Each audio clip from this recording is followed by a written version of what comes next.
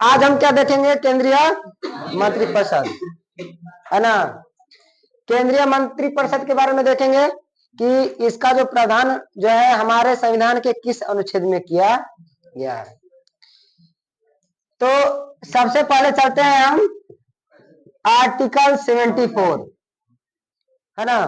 Article 74, इससे भी पहले जान लीजिए कि केंद्रीय मंत्रिपरिषद से संबंधित जो भी कार्य हैं, ठीक है, उनका जो है हमारे संविधान में बहुत कम जो है उल्लेख किया गया है। मात्र दो ये है उनके लिए आर्टिकल, एक है 74 और एक है 75।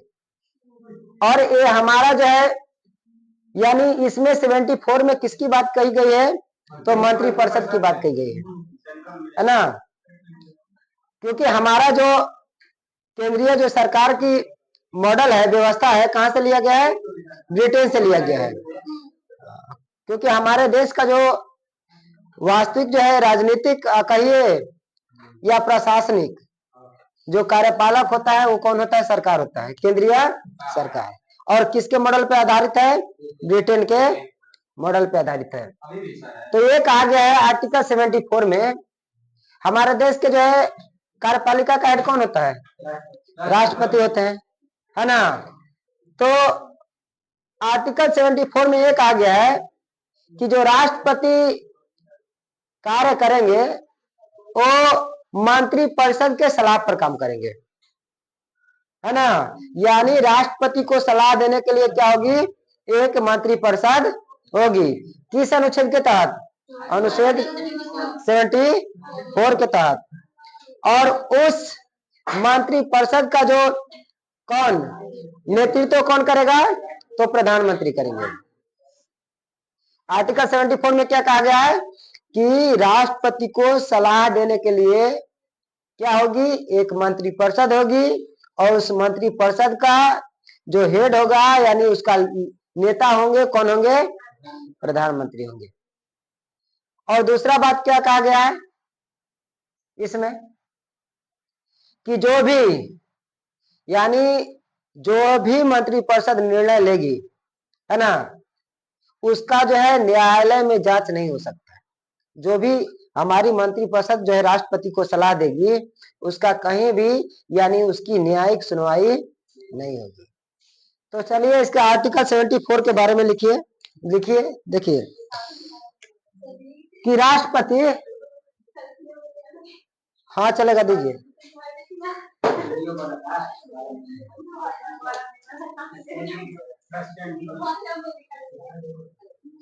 चलो कोई बात नहीं, इसको सुधार देते हैं।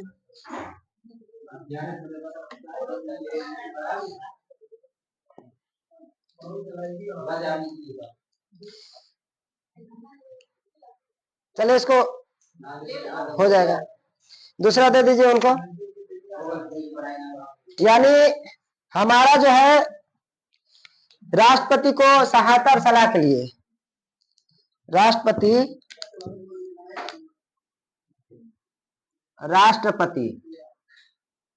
ठीक है, अभी राष्ट्रपति कौन है? द्रौपदी मुर्मू। तो राष्ट्रपति को सहायता एवं सलाह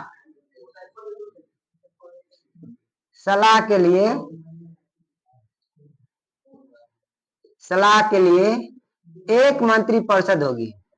एक मंत्रिपरिषद होगी, ठीक है। मंत्रिपरिषद मतलब कि मंत्रियों का ग्रुप, ओके। और जिसका प्रधान कौन होगा? जिसका प्रधान यानी हेड कौन होगा? प्रधानमंत्री होंगे। प्रधानमंत्री,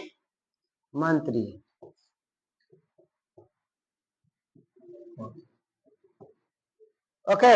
आर्टिकल 74 में यही कहा गया है।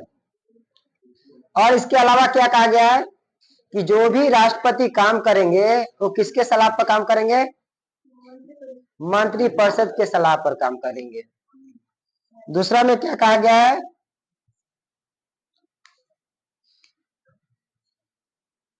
राष्ट्रपति मंत्रिपरिषद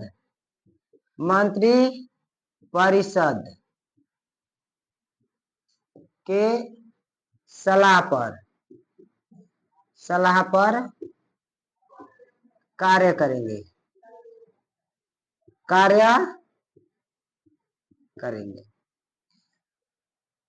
देखिए, यानी जो भी मंत्रिपरिषद राष्ट्रपति को सलाह देगी वही कार्य कौन करेंगे?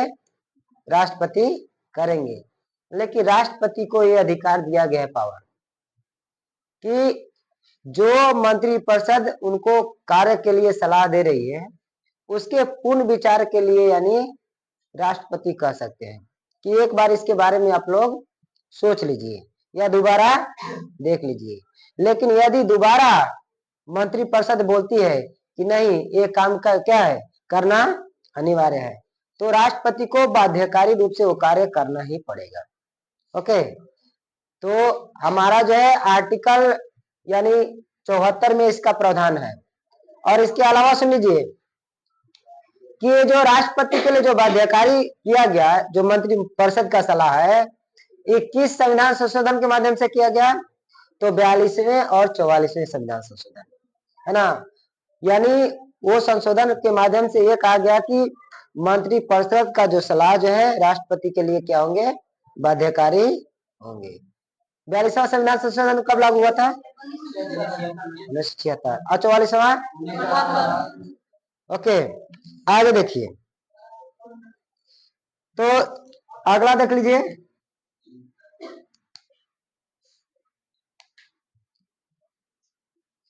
यानी राष्ट्रपति मंत्रिपरिषद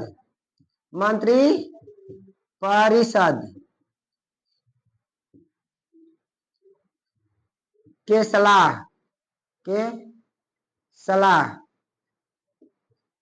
या प्रस्ताव, ठीक है, प्रस्ताव को राष्ट्रपति मंत्रिपरिषद के सलाह या प्रस्ताव को पूर्ण विचार के लिए कह सकता है। पूर्ण विचार के लिए कह सकते हैं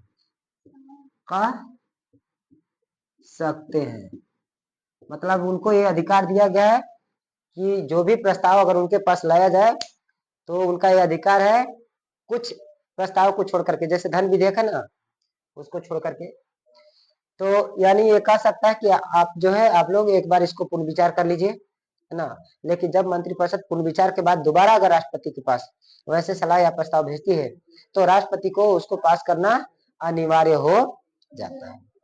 ओके, इसके अलावा देखिए क्या कहा गया है कि जो भी मंत्रिपरिषद राष्ट्रपति को सलाह देगी, ठीक है, या जो भी उनको प्रस्ताव देगी उसका जो है न्यायिक जांच नहीं होगा, है ना। लिखिए, मंत्रिपरिषद द्वारा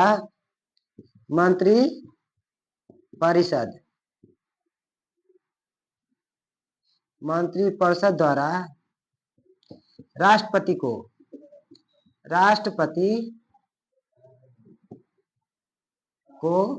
दिए गए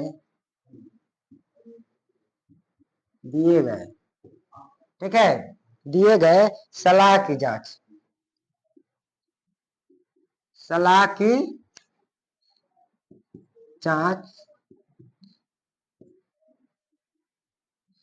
किसी न्यायालय द्वारा यानी मंत्रिपरिषद द्वारा राष्ट्रपति को दिए गए सलाह की जांच किसी न्यायालय द्वारा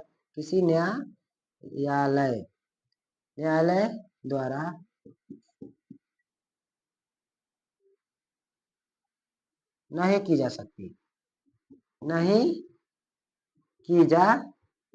सकती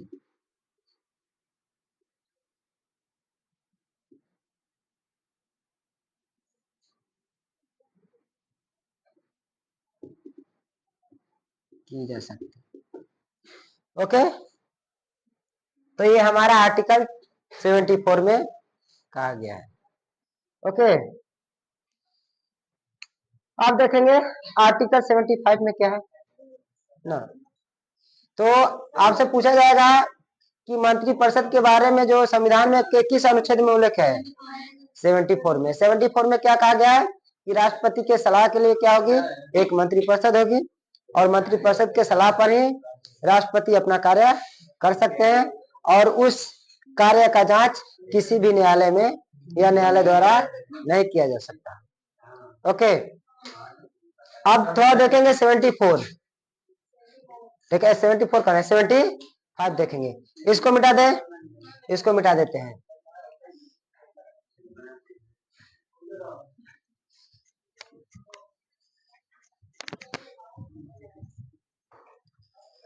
देखिए आर्टिकल जो 75 में क्या कहा गया है, तो ये जो है आर्टिकल 75 जो है ये मंत्रियों के नियुक्ति से संबंधित है।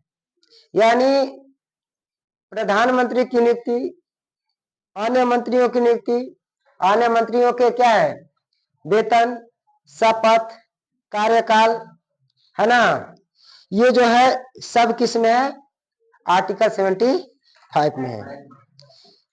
देखिए इसमें क्या कहा गया है,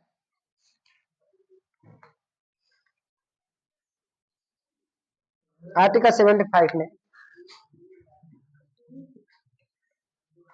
प्रधानमंत्री की नियुक्ति कौन करेंगे, राष्ट्रपति करेंगे।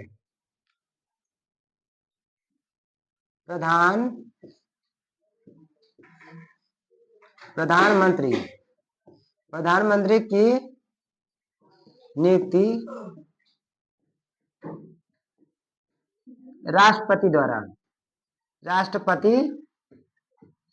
द्वारा, ठीक है, यानी प्रधानमंत्री की द्वारा राष्ट्रपति द्वारा की जाएगी, या प्रधानमंत्री की नियुक्ति राष्ट्रपति करेंगे। कौन करेंगे, राष्ट्रपति करेंगे। ओके, और अन्य मंत्रियों की नियुक्ति कौन करेंगे, राष्ट्रपति करेंगे, लेकिन किसके सलाह पर, प्रधानमंत्री की सलाह पर करेंगे। अन्य मंत्रियों की नियुक्ति, अन्य यहां से लिखते हैं,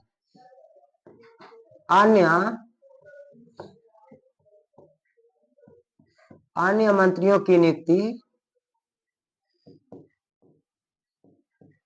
अन्य मंत्रियों की नियुक्ति राष्ट्रपति, ठीक है, प्रधानमंत्री की सलाह से करेंगे। प्रधानमंत्री की सलाह पर करेंगे,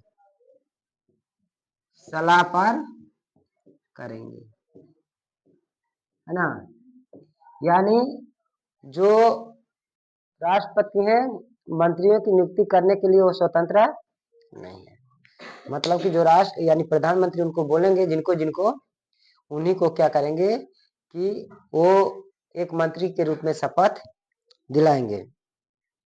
इसके अलावा देखिए क्या कहा गया है, कि ये कहा गया है कि जो मंत्रिपरिषद का आकार जो होगा, मंत्रिपरिषद का जो आकार होगा, है ना, वो कितना होगा, तो कह रहा कि जितनी लोकसभा की संख्या है उसका 15% से अधिक नहीं हो सकता है।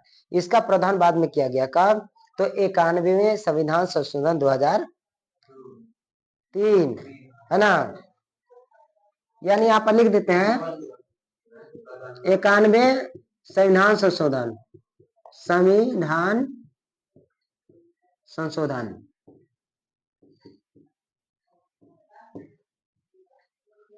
2003 के अनुसार मंत्रिपरिषद का आकार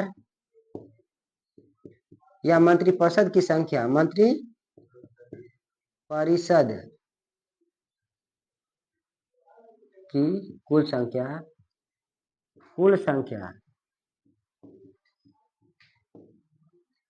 लोकसभा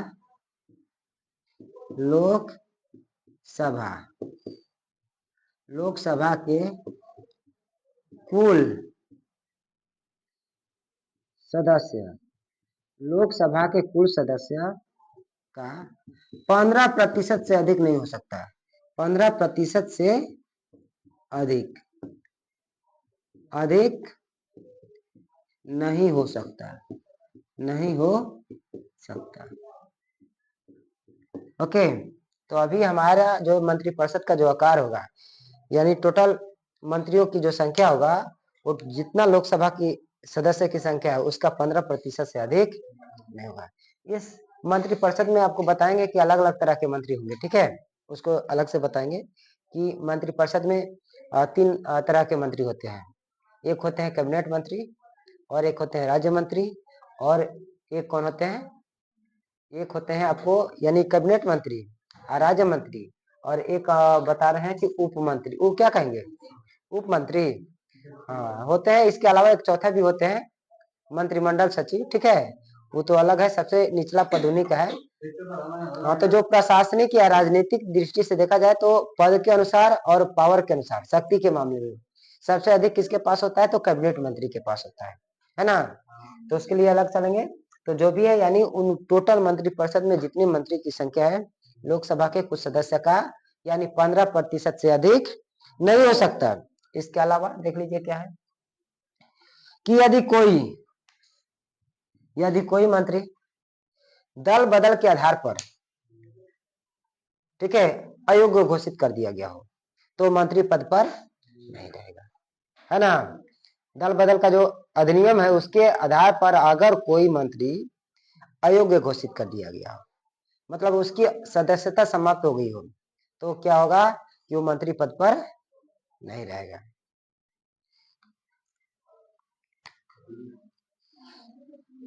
यानी दल बदल के आधार पर, दल बदल के आधार पर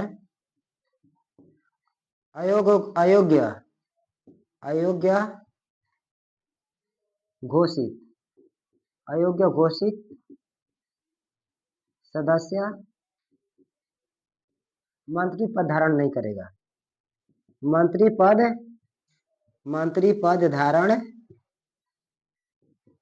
धारण नहीं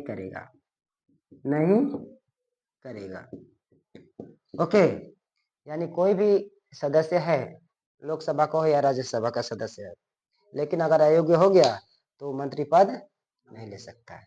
ओके, तो जो मंत्री बनाए जाते हैं वो दोनों सदन से हो सकते हैं, लोकसभा से भी और राज्यसभा से। ये डिपेंड किस पर करता है, तो हमारे प्रधानमंत्री के ऊपर कि किनको क्या करेंगे, मंत्री बनाएंगे। इसके अलावा सुन लीजिए, यानी कोई भी व्यक्ति यदि लोकसभा का या राज्यसभा का सदस्य नहीं है और उसको मंत्री बना दिया गया तो 6 महीने तक वो अपने मंत्री पद पर रह सकता है, लेकिन 6 महीना का अवधि जैसे ही बीतेगा वो मंत्री पद से हटना पड़ेगा, और नहीं तो उसे क्या करना पड़ेगा, किसी न किसी सदन की सदस्यता लेनी पड़ेगी, चाहे वो लोकसभा का सदस्य ग्रहण करे या चाहे राज्यसभा का सदस्यता ग्रहण करे, लेकिन 6 महीने से अधिक जो है वो मंत्री पद पर नहीं रहेगा। कौन, कि जो व्यक्ति किसी भी सदन का सदस्य नहीं है, यानी ना ही वो लोकसभा का सदस्य है और न ही राज्यसभा का है। ओके, तो इसके अलावा देख लीजिए आगे, इसको मिटा दें।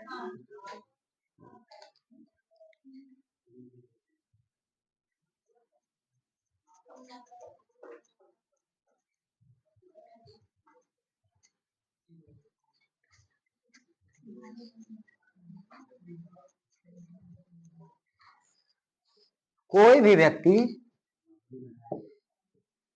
कोई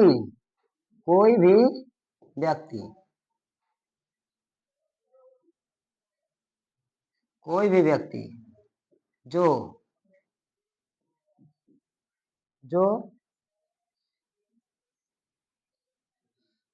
दोनों सदनों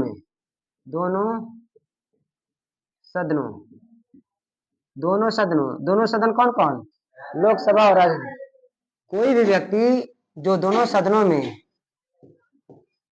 से किसी का भी सदस्य नहीं है, किसी का भी सदस्य नहीं है, ठीक है, वह 6 माह से अधिक 6 माह से अधिक 6 माह से अधिक मंत्री पद पर नहीं रहेगा। मंत्री पद, ठीक है, मंत्री पद पर नहीं रहेगा, नहीं रहेगा। अगर उसे मंत्री पद पर बना रहना है तो उसे किसी भी सदन का सदस्यता लेना अनिवार्य है ना। और ये जो मंत्री होते हैं, जो मंत्रिपरिषद के मंत्री होते हैं, वो राष्ट्रपति के प्रसाद पर्यंत ही पद पर बने रहते हैं। राष्ट्रपति जब चाहे उनको क्या कर सकता है, हटा सकता है। राष्ट्रपति राज्य मंत्री हटा सकता है, कैसे? राज्य मंत्री तो चुनता तो वही है, हटा सकता है वो, कैसे? नहीं, आप नहीं समझे। हम ये राज्य मंत्री का जो पद है ना, हम केंद्र सरकार की बात कर रहे हैं। जो राज्य स्तर की सरकार है उसकी बात हम नहीं करेंगे। ओके, तो जो राज्य के होंगे, जैसे आपका बिहार है, यूपी है, उसके अगर मंत्रिपरिषद का कोई मंत्री है तो उसको हटाने का दायित्व किसको है? राज्यपाल को है। हम केंद्र सरकार की बात कर रहे हैं, केंद्रीय मंत्रिपरिषद है। ऊपर में क्या लिखे हैं? हाँ, काहे नहीं हटा, प्रसाद पर्यंत ही वो पद धारण करेगा, ठीक है।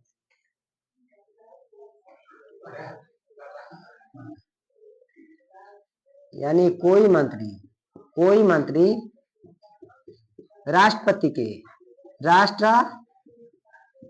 के, ठीक है, प्रसाद पर्यंत पद धारण, ठीक है, पद धारण करेंगे। हालांकि यानी किनको कौन कौन मंत्री बनेगा इसका तो डिसीजन कौन लेंगे? प्रधानमंत्री लेते हैं, है ना। आगे देखिए, जो मंत्रिपरिषद है, मंत्रिपरिषद सामूहिक रूप से, ठीक है, सामूहिक रूप से ये किसके प्रति उत्तरदायी होता है? तो लोकसभा का। कभी भी मंत्रिपरिषद जो है राज्यसभा के प्रति उत्तरदायी नहीं होता है। यानी मंत्रिपरिषद सामूहिक रूप से लोकसभा के प्रति, लोकसभा के प्रति क्या होंगे? उत्तरदायी होंगे,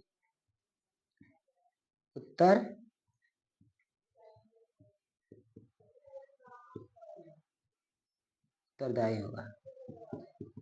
ओके, हाँ, मतलब कि जो भी मंत्रिपरिषद कार्य करेगा उसको लोकसभा को उसको अपने कार्य के बारे में बताना होगा, और लोकसभा उसके बारे में पूछेगी। जो भी उसके सदस्य हैं प्रश्न पूछेंगे उनके कार्य से संबंधित, ठीक है, कि आप क्या क्या कर रहे हैं। इसके अलावा देखिए, जो राष्ट्रपति जो है मंत्रियों को, राष्ट्रपति जो मंत्रियों को किस चीज की शपथ दिलाते हैं?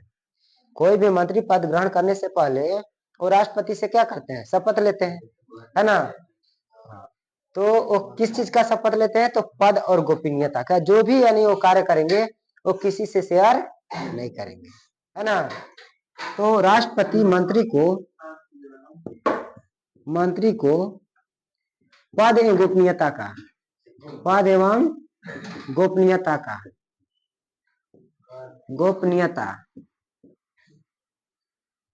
का शपथ दिलाते हैं, ओके। इसके अलावा ये दिख रहा है ना नीचे, मंत्रियों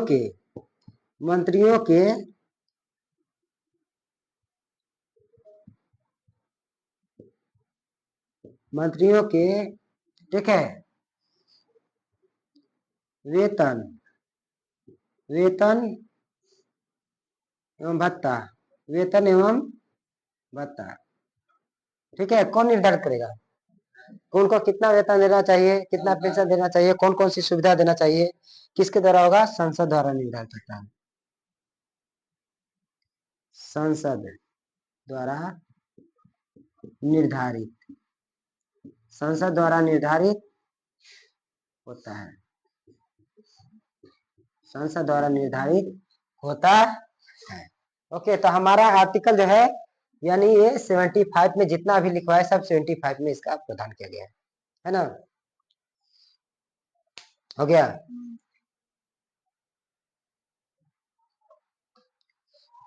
तो आज क्या करें, इतना छोड़ देते हैं, यानी 74 और 75 कल चलेंगे।